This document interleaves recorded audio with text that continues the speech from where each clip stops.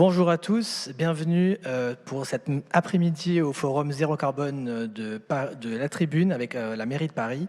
Nous sommes en direct de la mairie de Paris et également sur le site latribune.fr. Merci de nous rejoindre. Cette première table ronde de l'après-midi va concerner le thème du numérique, outil de pilotage de la ville Zéro Carbone. Et pour en discuter, j'ai 4 experts autour de moi. Isabelle Maté, directrice Business Développement Territoire Connecté chez Orange. Bonjour. Pauline Thompson, directrice de l'équipe infrastructure d'Ardian. Bonjour Pauline. Prue Nesqueré, responsable de la communauté numérique et transition environnementale de l'IDAT DigiWorld. Bonjour. Et Gilles Guyard, le directeur général de Vectuel. Alors bonjour à tous les quatre, merci d'être avec nous cet après-midi pour discuter d'un thème dont on parle depuis longtemps, donc le numérique donc au service du pilotage de la ville zéro carbone, donc dans le but de diminuer son empreinte carbone. Alors pour commencer, c'est un sujet très vaste dont on parle depuis longtemps. Je me tourne vers vous, Prue Nesqueré, donc vous travaillez pour l'IDAT. Alors présentez-nous un petit peu ce que fait l'IDAT, quel est votre rôle chez l'IDAT et comment vous abordez ce très vaste sujet qui est votre sujet un petit peu d'étude.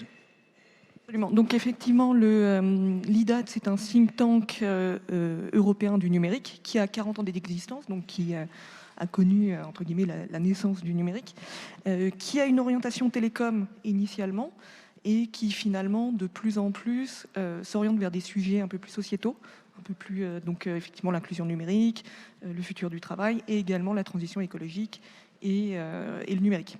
Et donc dans ce cadre-là, moi je suis responsable de la communauté transition environnementale et numérique et on a donc mené 2 commissions sur le sujet, donc l'impact environnemental du numérique et comment le numérique peut aider à la transition environnementale.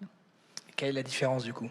Alors le Green IT d'un côté, c'est finalement comment on va réduire l'impact environnemental du numérique lui-même en tant que tel, c'est-à-dire que le numérique effectivement il émet 3% des gaz à effet de serre. En revanche, l'IT for Green, c'est l'inverse, c'est finalement le numérique qui va aider d'autres secteurs à se décarboner. Et typiquement, vous avez une étude qui est sortie sur le sujet et qui explique effectivement que 1 gramme de CO2 investi dans le numérique, c'est un évitement de 10 grammes de CO2 dans d'autres secteurs. Alors, ce rapport de 1 à 10, évidemment, il est peut-être surévalué parce qu'effectivement, c'est la GSMA qui est derrière les Carbon Trust. En revanche, il y a une certitude, c'est qu'effectivement, le numérique a quand même un impact, peut avoir un impact positif s'il est utilisé de manière vertueuse. Alors, il y a un débat sur l'utilité du numérique justement au service du zéro carbone. Alors concrètement, quand on parle de numérique dans la ville, on parle de quoi ? Qu'est-ce que c'est ? En fait, comment on peut utiliser le numérique pour décarboner la ville ?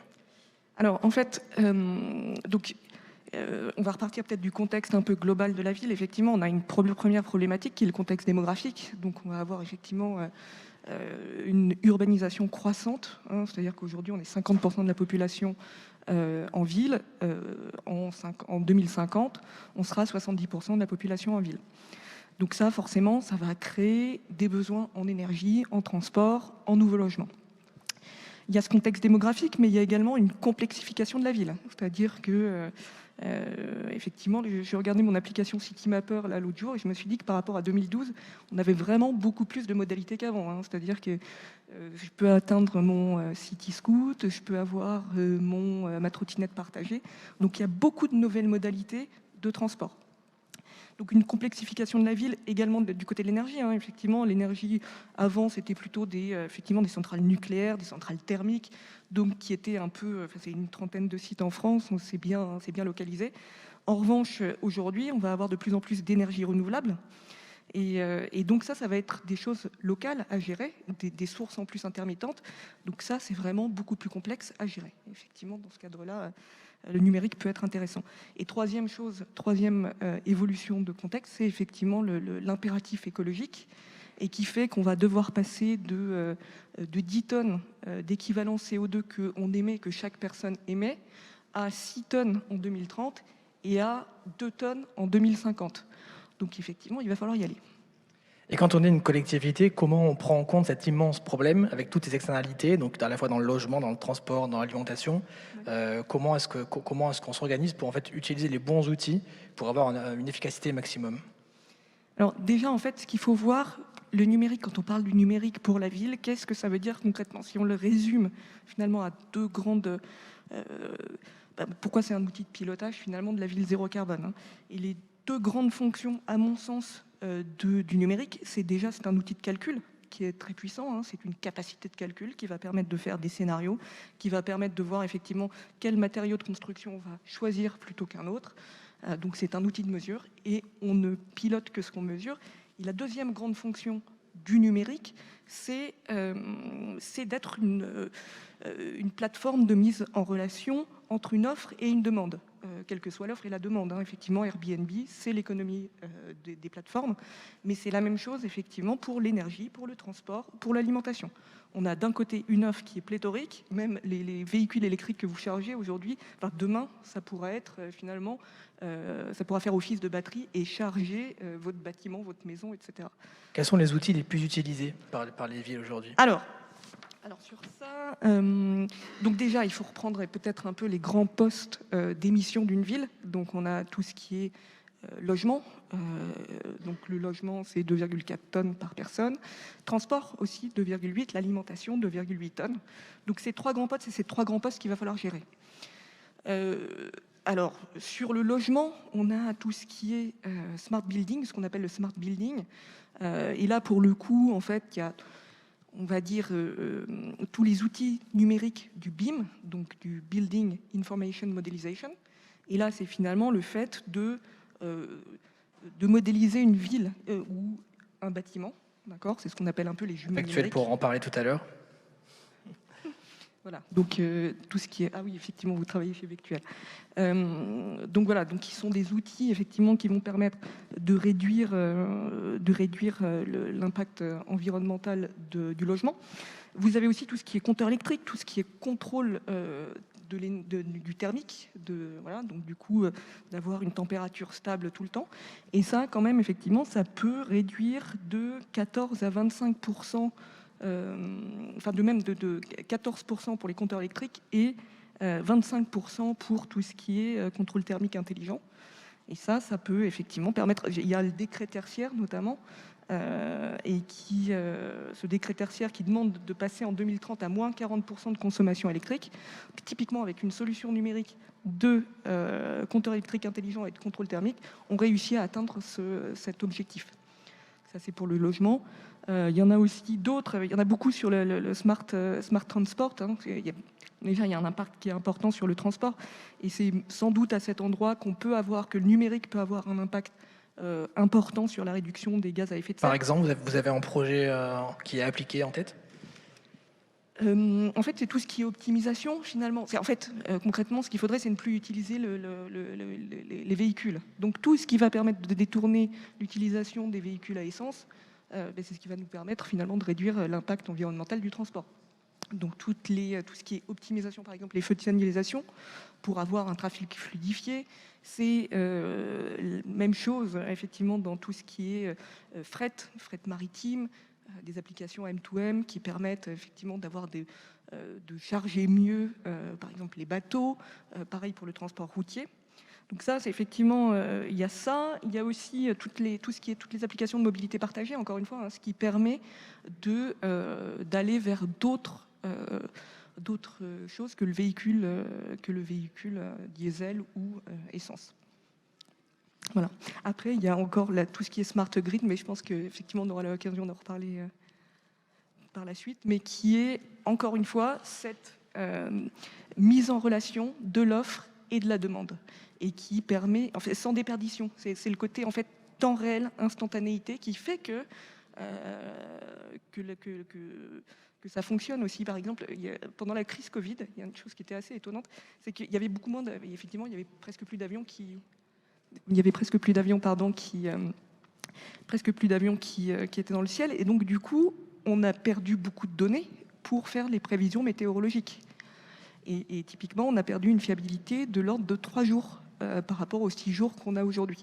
En fait, chaque fois qu'on a de la donnée, on peut mieux prévoir, et donc du coup, on peut mieux scénariser les choses. Et dans le monde systémique dans lequel on rentre, c'est vraiment important de savoir calculer, quand je bouge ça, qu'est-ce que ça va bouger ailleurs. Alors, je te remercie pour ce cadre un petit peu général sur les enjeux du numérique dans la ville. Nous avons donc 3 experts qui sont concrètement du coup dans les enjeux de décarbonation de la ville. Je vais commencer par vous, Isabelle Maté d'Orange.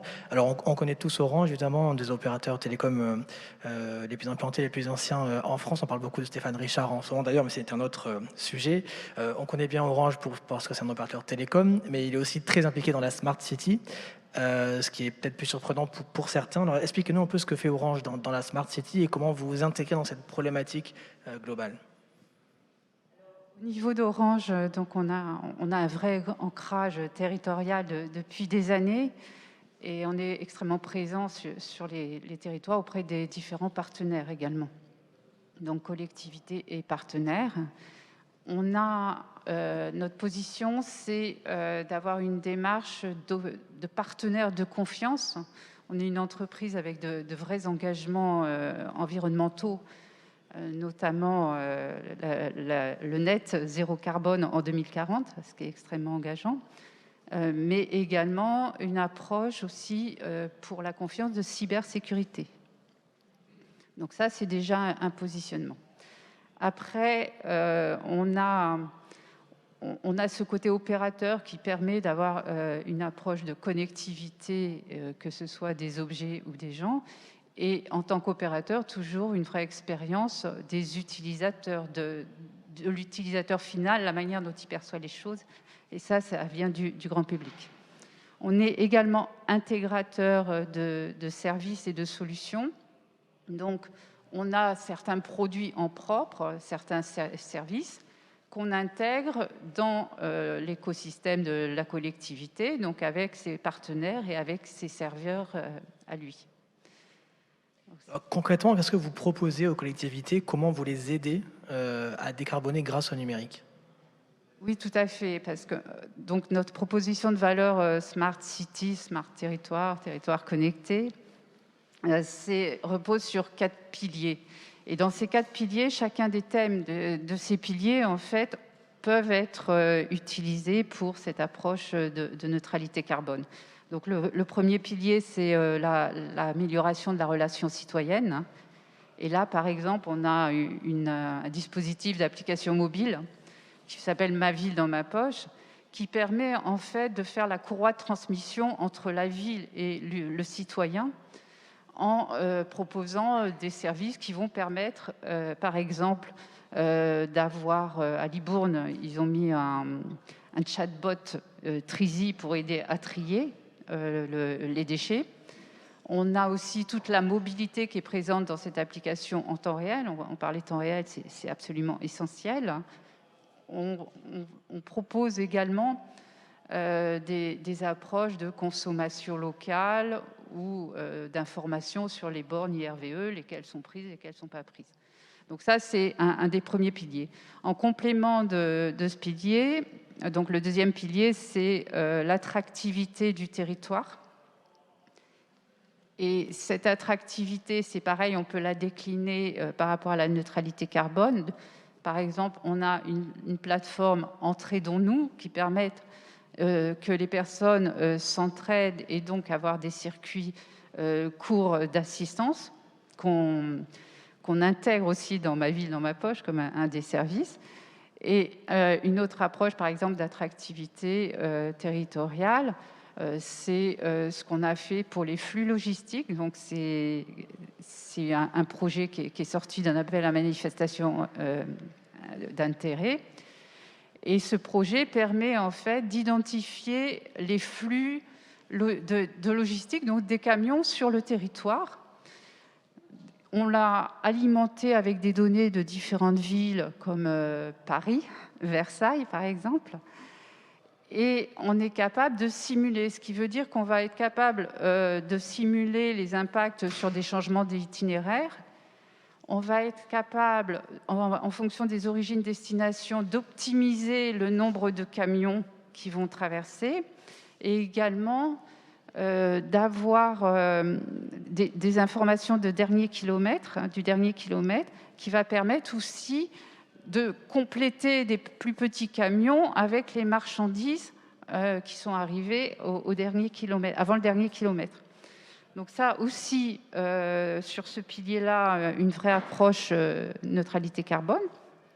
Le troisième pilier, c'est la gestion des ressources, l'efficience de la gestion des ressources. On est bien sûr dans les objets connectés, mais on est aussi surtout dans la donnée, mais dans les cas précédents aussi, bien sûr. Et cette donnée, par exemple, avec le Havre, Seine Métropole, le port et la ville du Havre, on a travaillé sur un jeu de 300 données autour des déchets. Et le cas d'usage, c'était d'améliorer le tri. Et en croisant toutes ces données, la cartographie des points d'apport volontaire du tri, la géolocalisation extrêmement précise avec les adresses, la collectivité a pu passer les bons messages auprès des habitants, mais aussi des bailleurs et des copropriétés. Donc, on a le Havre Seine Métropole qui nous disait maintenant, on a 3 à 4% d'augmentation en entrée de déchetterie, de tri, de recyclage, d'augmentation de la qualité de ce qu'on apporte. Donc, voilà aussi sur ce troisième pilier un des exemples d'utilisation qui va vers cette approche carbone, zéro carbone. Et le quatrième, il est transverse à l'ensemble, c'est la cybersécurité. Donc là, on accompagne les villes avec un accompagnement pédagogique, de compréhension, on fait des formations et bien sûr, on fournit aussi des outils pour éviter les attaques. Quel est le rapport entre la cybersécurité et l'efficience carbone, du coup? La cybersécurité, en fait, permet, si vous prenez des données et si les personnes n'ont pas confiance dans ces données, on n'arrivera pas à généraliser toutes ces solutions. Donc, il faut qu'il y ait une vraie confiance. Et pour qu'il y ait une vraie confiance, il faut qu'il y ait une transparence et surtout être sûr, donc se prémunir des différentes attaques, bien sûr. Vous parlez de l'enjeu de faire accepter ces nouvelles solutions, justement. Donc, Gilles Guyard de Vectuel vous en proposez une. Vous êtes spécialisé dans la visualisation de la ville du futur. Alors concrètement, qu'est-ce que c'est? Qu'est-ce que vous proposez en fait aux collectivités et comment vous les aidez à prendre cet enjeu en compte? Alors, déjà, merci pour cette invitation. Oui, alors nous, on est spécialisé dans la production de ce qu'on appelle des jumeaux numériques, donc c'est-à-dire une représentation du territoire en 3D. Qui permet ensuite de relever toute une série d'indicateurs qui permettent de mieux piloter la ville. Donc on accompagne les collectivités dans ce sens-là. Et alors chez Vectuel, on est plutôt une équipe d'architectes, donc ce qui nous intéresse et ce qui nous passionne, c'est plutôt la ville du futur. Donc en effet, c'est la projection dans les projets qui n'existent pas encore. Donc on modélise les projets, on les intègre dans la ville et on fournit des outils qui permettent de mieux piloter ça en mettant autour de la table tous les parties prenantes de la ville du futur que sont les élus, et puis les architectes, urbanistes, et puis bien sûr les riverains, avec une notion de participation citoyenne qui aujourd'hui prend de plus en plus de place dans la démarche. Alors concrètement, est-ce que vous parlez d'un projet que vous avez? Je crois que vous gérez le jumeau numérique du Grand Paris.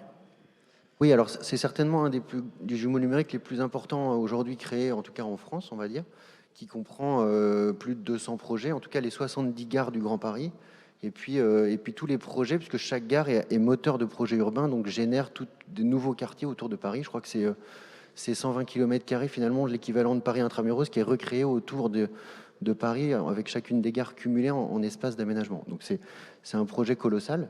Et alors on les accompagne dans une visualisation justement et une capacité à se projeter dans ce projet et le comprendre dans sa globalité pour le montrer aux habitants. Ouais. Est-ce que vous arrivez à chiffrer les bénéfices carbone d'utiliser des jumeaux numériques par rapport à l'approche traditionnelle un petit peu de l'urbanisme?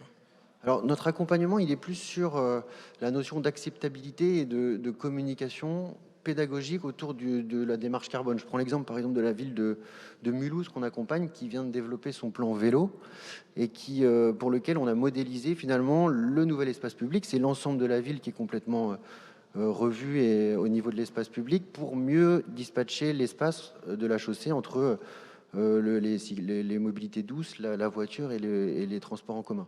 On vient représenter ça en 3D, on le donne à voir aux habitants et on permet de donner des outils qui permettent à chacun de comprendre l'intérêt finalement de ce plan-là pour leur trajet au quotidien, pour comprendre que finalement ce sera plus simple que l'impact carbone sera largement diminué et en tout cas donner les solutions qui leur permettront de se rendre dans leurs endroits habituels. Vous considérez comme une plateforme d'aide à la décision aussi pour les élus, pour les équipes techniques des collectivités? Alors c'est tout à fait une plateforme d'aide à la décision, c'est-à-dire que le fait de rendre intelligibles des projets qui à la base sont techniques, issus de plans d'architectes, ça permet justement à un public d'élus parfois pas tellement habitué à comprendre les plans, de se projeter. Et la dimension écologique, en tout cas bas carbone, elle est de plus en plus prégnante dans les projets. Et nous, on vient le représenter aussi en 3D. Je pense notamment au projet, par exemple, de la place Pradel à Lyon, pour lequel on a revu tout l'espace public. Le choix a été fait sur la base d'une multitude de critères. Et donc, on a produit une maquette numérique avec les propositions des 3 urbanistes. Et donc, un des points importants, finalement, qui a été retenu à la fin, c'est l'éclairage public et la capacité dans la maquette à voir justement l'efficacité de l'éclairage public et faire ressortir l'impact carbone d'une proposition ou d'une autre pour faire le bon choix au-delà de simplement l'espace public classique qu'on peut choisir à la base. On va revenir en détail sur tout ça, mais d'abord, je voudrais donner la parole à Pauline Thompson de Ardian. Alors, la transition écologique, il faut aussi la financer. Ardian, c'est un fonds d'investissement historique qui gère, je crois, 100 milliards de dollars en Europe en 2020, si j'ai bien fait mes recherches. Donc voilà, comment vous abordez cet enjeu en tant que fonds d'investissement? Qu'est-ce que vous financez dans ce domaine-là? Et quelle est votre pierre à l'édifice? Oui, donc moi, au sein d'Ardian, je suis dans l'équipe infrastructure qui s'occupe de gérer les fonds infrastructure d'Ardian. Donc on a à peu près... Ardian a plus de 100 milliards d'actifs sous gestion partout dans le monde. Et dans l'équipe infrastructure, on a à peu près 18 milliards d'actifs en Europe. Combien, pardon? Dans l'équipe infrastructure, on a 18 milliards en Europe et aux États-Unis principalement. On investit dans 3 verticales qui sont les transports, l'énergie, beaucoup d'énergie renouvelable et les télécoms, les infrastructures télécoms. Et donc, on a vocation à être un investisseur long terme. On a des fonds d'une maturité de 10 à 15 ans. Et c'est dans ce cadre-là qu'on a développé une stratégie qu'on appelle l'infrastructure augmentée, qui pour nous, qui a le but de s'assurer que nos investissements, nos infrastructures sont toujours pertinentes et en phase avec les enjeux de société dans 10 à 15 ans. Et donc, c'est dans ce cadre-là que, évidemment, être au cœur de la transition écologique, ça fait partie de notre métier, ça fait partie de notre métier d'investisseur. Et dans le cadre de la ville, si je donne un exemple, on a participé à un investissement dans une technologie française qui s'appelle Wintix, qui nous permet d'augmenter nos infrastructures de transport, parce que Wintix, c'est une technologie, et je rejoins exactement ce que vous disiez tout à l'heure, qui permet de compter, de comprendre les dynamiques des flux de mobilité dans les villes. C'est une technologie qu'on appelle le computer vision, donc ils sont capables de catégoriser le trafic et de compter le trafic directement à travers les flux vidéo des villes. Et ça nous permet de comprendre toutes les dynamiques des villes, toutes les dynamiques des mobilités dans les villes, parce que exactement ce que vous disiez, il y a une complexification des flux dans les villes qui est très importante si on veut agir pour éviter les congestions, pour promouvoir les mobilités douces, promouvoir les pistes cyclables. Il faut pouvoir compter en amont et en aval, après avoir pris des initiatives, voir l'impact, voir si on va dans le bon sens. Il y a aussi un but de contrôle, entre guillemets, mais il faut être capable de voir que les infrastructures qu'on déploie ne sont pas dévoyées et les mises en place de nouvelles, par exemple, pistes cyclables ne sont pas utilisées tout le temps par les scooters. Donc il y a tout ça qu'il faut être capable de monitorer. Donc c'est vraiment, quand on dit outils numériques pour piloter la ville, il faut donner aux villes les instruments pour être capable de mettre en place ces mesures. Il y a assez d'argent aujourd'hui dans la transition écologique et dans les infrastructures pour la transition écologique? C'est une bonne question. Oui, il y a énormément de fonds qui sont déployés pour les énergies renouvelables et pour la transition écologique plus largement, c'est-à-dire faire en sorte que les infrastructures existantes soient moins polluantes et servent toujours les besoins des usagers. Donc je pense qu'il y a 2 pans. Il y a déployer des nouvelles infrastructures, en particulier les énergies renouvelables, il y a à mettre à niveau toutes les infrastructures existantes. Vous parliez tout à l'heure des smart grids. Je pense qu'il y a tout un besoin de flexibiliser les infrastructures existantes plutôt que de construire toujours plus. Il y a un besoin de mieux utiliser ce qu'on a déjà. Et c'est pour ça que le numérique est crucial pour nous. En vous écoutant, du coup, j'ai deux questions qui me viennent. Vous avez tous des projets qui sont à la fois nombreux et très diversifiés pour les collectivités et pour notamment qu'elles gèrent cet aspect du zéro carbone. Et en fait, comment est-ce que vous collaborez entre vous? Est-ce que Vectuel collabore avec en Orange? Comment est-ce que vous prenez en compte les autres projets? Comment vous vous intégrez dans la dynamique en fait de créer, enfin, dans un écosystème global en fait de la collectivité, de la ville de demain? Comment est-ce que tout ça se rejoint en fait? Est-ce que quelqu'un veut répondre là-dessus? Au niveau des... Je pense qu'il y a plusieurs réponses. Au niveau des solutions qu'on propose, une des clés, c'est de proposer des technologies ouvertes, avec aussi des règles sur l'utilisation des données, donc la gouvernance des données. Et ça, c'est un point clé qui nous permet de partager des informations, de se mettre des connecteurs entre différentes solutions. Donc, c'est de la mécanique. Et vous parlez d'interopérabilité, c'est ça? Tout à fait, mais c'est vraiment... Et oui, ça va au-delà. Et typiquement, je parlais du Havre, donc on travaille, quand on a cartographié tous les points d'apport volontaires avec les adresses précises, etc., c'est bien sur un jumeau numérique du territoire.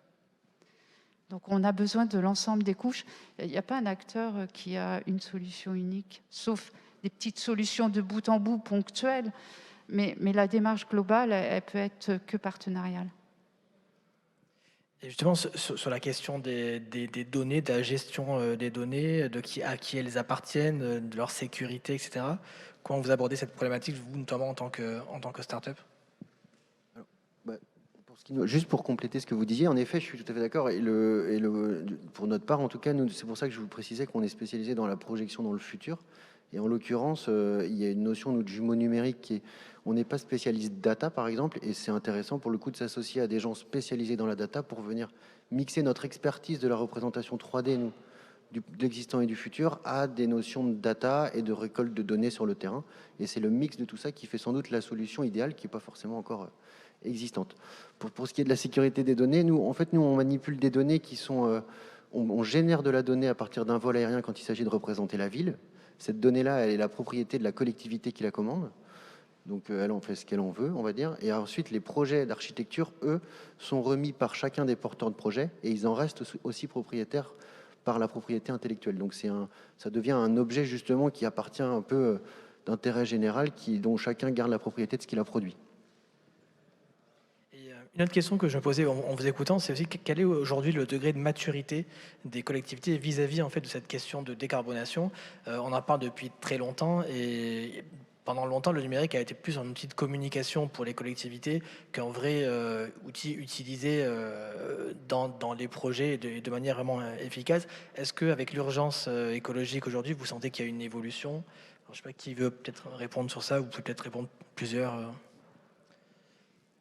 Je pense qu'il y a une prise de conscience plus largement que pas que par les collectivités, mais par tous les acteurs de la ville. Donc c'est exactement ce que vous disiez, il faut que tout le monde collabore, à la fois la partie financement, la partie technologie, la partie collectivité, les industriels qui sont autour de la ville.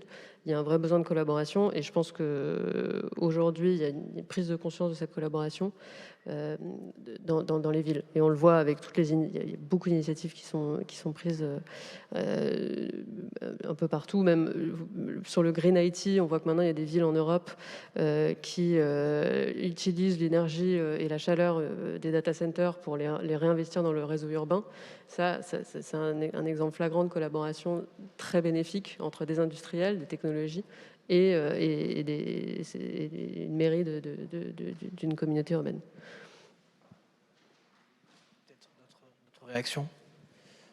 De notre côté, on a vu quand même évoluer les choses alors sur ce qui est de la prise en conscience des outils, en tout cas par les élus. On se rend compte qu'il y a 10 ans, en gros, on produisait un jumeau numérique uniquement pour communiquer, en effet. Donc on utilisait quand même ce mot-là, mais c'était juste pour faire de la communication quasiment politique. Il y a 5 ans, donc ils présentaient en fait, il y avait donc une communication descendante, c'est-à-dire que l'élu disait on a choisi ce projet, voyez ce qu'on fera de votre ville et voyez ce que ça va changer pour vous. Il y a 5 ans, il y a une mutation vers une notion de notoriété, c'est-à-dire qu'on présentait les projets et la question c'était est-ce que ça vous plaît, est-ce que ça vous plaît pas. Et puis là, on sent vraiment une prise de conscience où il faut co-construire la ville. Donc, en gros, on vient utiliser des outils numériques pour permettre de proposer des options, y compris aux habitants, pour leur permettre de donner leur avis. Et ça devient quand même assez classique. Enfin, en tout cas, ça commence à rentrer dans les mœurs plutôt. Et on vient associer du coup une expertise d'usage aux expertises techniques qui est vraiment intéressante pour la création de projets du coup qui seront utilisés par les citoyens. En complément, je dirais qu'il y a une vraie volonté, il y a un vrai boost en plus avec les programmes France Relance notamment. Donc la volonté politique est là. Et ce qui est intéressant, c'est que les collectivités commencent aussi à avoir de l'expérience et savoir ce qu'il ne faut pas faire ou ce qu'il faudrait mieux faire. Et on voit de plus en plus de collectivités qui disent « moi, je veux d'abord expérimenter ». Parce qu'en fait, l'adhésion citoyenne est juste fondamentale. Et il n'y a qu'avec l'expérimentation qu'on peut voir l'impact d'une solution. Donc l'approche, elle est... tout le monde y va. Chacun à son échelle. On commence par une expérimentation. On fait un cas d'usage. Et après, on va de plus en plus loin. À part quelques très très gros projets qui se lancent dès le départ, mais disons que c'est plutôt ça ce qu'on voit nous sur le terrain. Et cette méthode aujourd'hui, elle est généralisée ou elle reste l'exception dans les collectivités? À quel point il y a encore du travail d'évangélisation à faire sur cette question? L'évangélisation, elle est plus qu'est-ce que je peux faire avec toutes ces données? C'est plus... Il y a une volonté d'y aller. Donc là, maintenant, on est vraiment plus sur le moyen et l'acculturation au digital, mais pour en faire quelque chose. Il n'y a plus de remise en cause en tant que telle. On sent bien que il faut plein de données pour arriver à gérer de la production et de la consommation d'énergie. Pour faire de l'économie à l'usage, on n'a pas le choix. Après, on aura les paiements pour services environnementaux. Donc ça aussi, il va falloir une identité numérique, il va falloir de la blockchain verte, ou ce genre d'approche technologique. Donc voilà, il n'y a juste pas le choix et je crois qu'il y a une vraie prise de conscience. Oui. Effectivement, et par rapport aux questions que vous posiez, c'est vrai qu'il y a des villes qui veulent être en avance de phase par rapport à la neutralité carbone à 2050. On a effectivement la ville de La Rochelle, typiquement, qui a fixé son objectif à 2040.